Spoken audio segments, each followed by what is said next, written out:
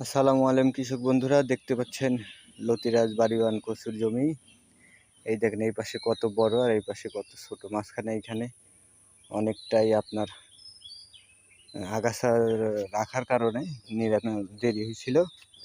এই কারণে এইদিকে গাছ অনেক ছোট হয়েছে, কিন্তু ইনশাল্লাহ লতি অনেক বড় আছে। ইনশাল্লাহ সার দেওয়ার পর অনেকটা সেরে আসছে। এই দেখতে পাচ্ছেন চারা রাখা আছে এবং আগাছা বের হচ্ছে অনেকগুলা। কোনো কৃষক বন্ধু চাষ করতে চাইলে যোগাযোগ করবেন। ইনশাল্লাহ ভালো মানের চারা বাংলাদেশের যে কোনো জায়গায় কুরিয়ার মাধ্যমে দেওয়া হয় এবং কোনো ছলচাতুরির সুযোগ নাই।